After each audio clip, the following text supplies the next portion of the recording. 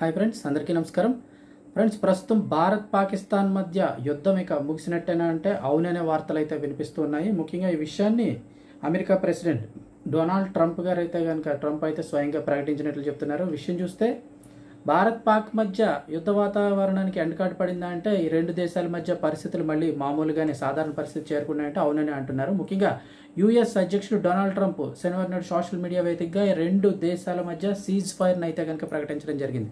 Cease fire రాత్రంతా కూర్చొని రెండు దేశాలతో యుఎన్ అయితే కనుక చర్చలు జరిపిందని, రెండు దేశాలు తక్షణమే సీజ్ ఫైర్ చేయడానికి అయితే ఒప్పుకున్నాయని ప్రకటించడానికి సంతోషిస్తున్నాను. అద్భుతమైన తెలివితేటలతో ఈ నిర్ణయం తీసుకున్నందుకు రెండు దేశాలను కూడా అభినందిస్తున్నానని, ఈ విషయానికి ప్రాముఖ్యత ఇచ్చినందుకు ధన్యవాదాలంటూ ట్రంప్ అయితే ప్రకటించడం జరిగింది. ఈ వార్త రెండు దేశాల్లో ప్రజలు పీల్చుకునేలా చేసింది.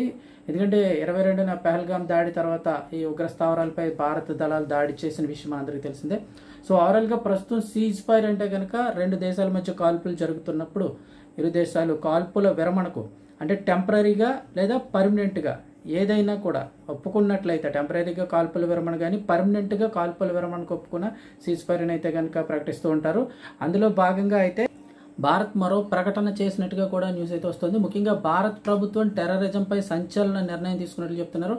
భారత్లో ఎలాంటి ఉగ్రదాడి జరిగినా అంటే భవిష్యత్తులో ఎలాంటి ఉగ్రదాడి జరిగినా కూడా ఇక దానిని ఇండియాపై యుద్ధంగానే భావిస్తామని చెప్పేసి పరిగణిస్తామని నిర్ణయించినట్లు ప్రభుత్వ వర్గాలు తెలిపాయి. అందుకు తగినట్లుగానే తీవ్ర ప్రతిచర్య కూడా ఉంటుందని వెల్లడించే భారత వర్గాలు ఇవాళ సాయంత్రం 6 గంటలకు రక్షణ శాఖ, విదేశాంగ మంత్రి సంయుక్తంగా మీడియా సమావేశం అయితే నిర్వహించడం మనకి ఇప్పటికీ జరుగుతుంది.